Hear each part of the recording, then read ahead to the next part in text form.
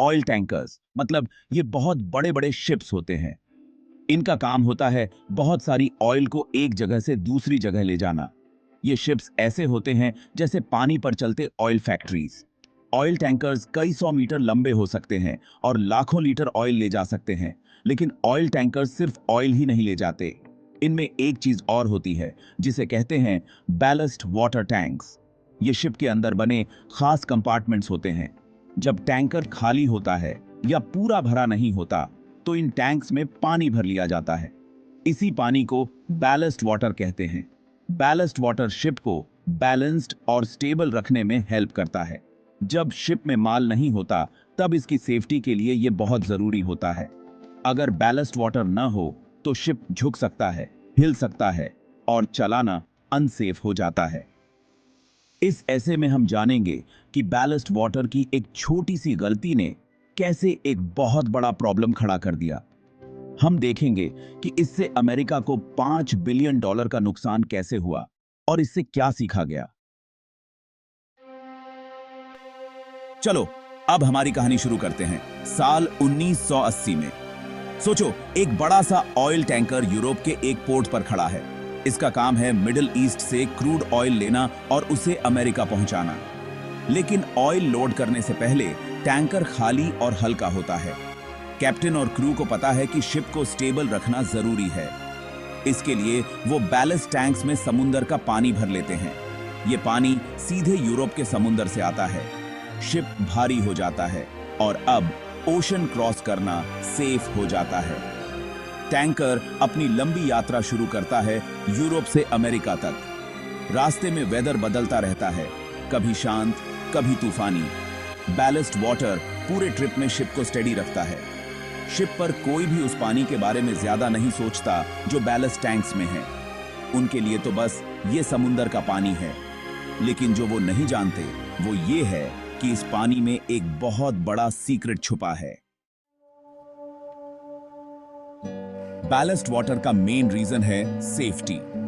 जब शिप्स खाली होते हैं तो वो पानी में बहुत ऊपर रहते हैं। इससे वो अनस्टेबल हो जाते हैं और कंट्रोल करना मुश्किल हो जाता है। वेव्स और हवा उन्हें आसानी से हिला सकती है। बैलेस्ट वाटर शिप को भारी और बैलेंस्ड बना देता है। बैलेस्ट टैंक्स शिप के नीचे वाले हिस्से में बनाए जाते हैं। जब ऑयल उतर जाता है पोर्ट पर तो टैंक्स में जल्दी से पानी भर लिया जाता है। जब शिप अगले पोर्ट पर ऑयल लोड करने जाता है तो ये पानी वापस समुंदर में फेंक दिया जाता है। हर सफर पर यह प्रोसेस बैलेस्ट वाटर भरना और निकालना होता है। इससे शिप का वेट और बैलेंस सही रहता है। लेकिन प्रॉब्लम यह है कि उस समुंदर के पानी में जो भी है, पौधे, जानवर या छोटे ऑर्गेनिजम्स, वो भी शिप के साथ ट्रैवल करते हैं। क्रू को ये दिखते नहीं पर वो होते जरूर हैं और जहां भी पानी छोड़ा जाता है वहीं ये नई जिंदगी शुरू करने को रेडी रहते हैं। हमारी कहानी में यूरोप से लिया बैलेस्ट वाटर सिर्फ पानी नहीं था। उसमें छोटे छोटे जीव थे जिन्हें ज़ीब्रा मसल्स कहते हैं। ज़ीब्रा मसल्स बहुत छोटे होते हैं लेकिन बहुत जल्दी बढ़ जाते हैं। ये पानी के नीचे किसी भी चीज से चिपक जाते हैं, पाइप्स, रॉक्स, शिप्स, सब कुछ। जब ऑयल टैंकर अमेरिका पहुंचा तो उसे ऑयल लोड करना था। क्रू ने बैलेस्ट वाटर ग्रेट लेक्स में खाली कर दिया।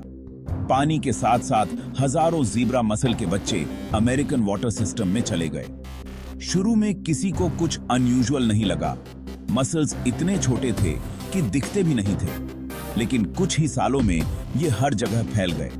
ज़ीब्रा मसल्स ने वाटर पाइप्स ब्लॉक कर दी, पावर प्लांट्स खराब कर दिए और लोकल इकोसिस्टम्स को बर्बाद कर दिया। ये एक बहुत बड़ी प्रॉब्लम की शुरुआत थी।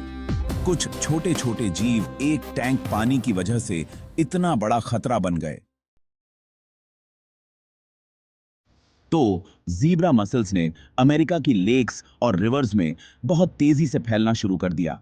उन्होंने पाइप्स और मशीनरी पर मोटी मोटी सख्त लेयर्स बना ली। पावर स्टेशंस और वाटर ट्रीटमेंट प्लांट्स को इन्हें साफ करने में करोड़ों खर्च करने पड़े। हाँ, हालात इतने खराब थे और सिर्फ मशीन्स ही नहीं, फिशरीज और लोकल वाइल्ड लाइफ को भी नुकसान हुआ।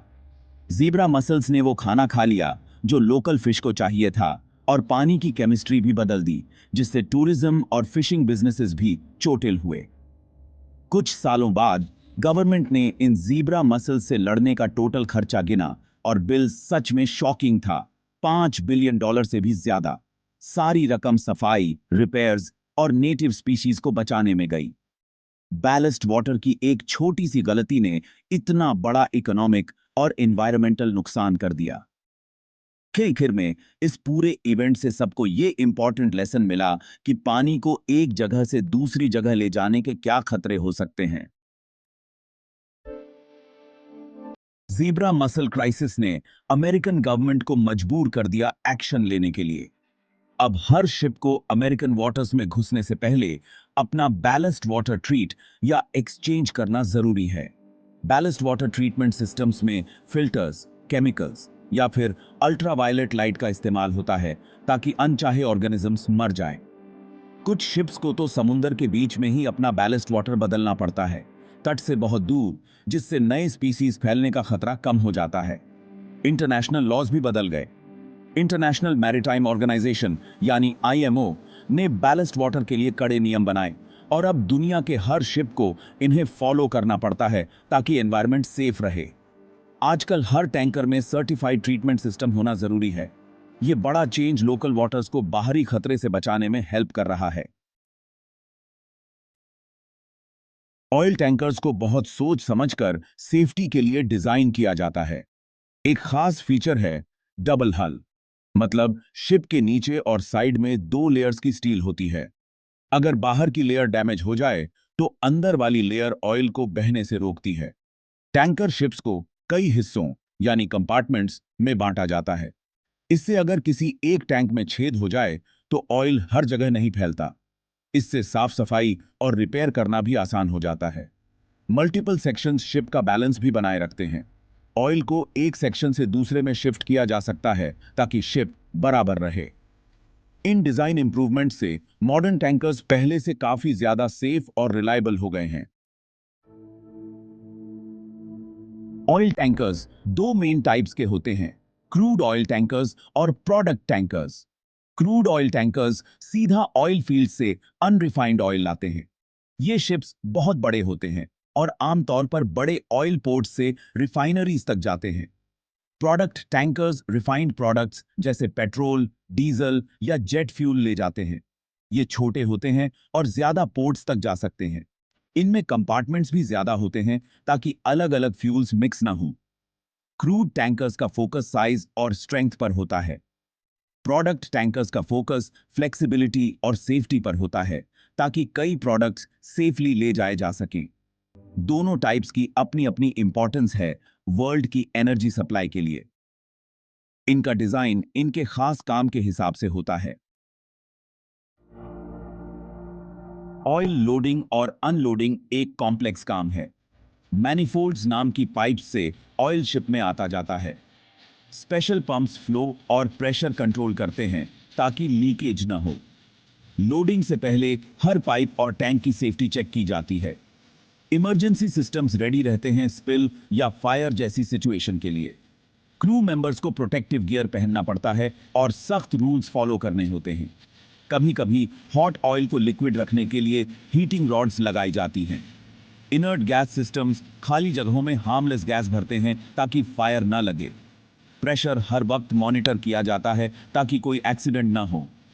यह सारा प्रोटोकॉल लोगों, एनवायरनमेंट और टैंकर में रखे कीमती ऑयल की सेफ्टी के लिए है। 1980 के ऑयल टैंकर की कहानी दिखाती है कि एक छोटी सी गलती कितने बड़े असर डाल सकती है। बैलेस्ट वाटर सिंपल लगता है,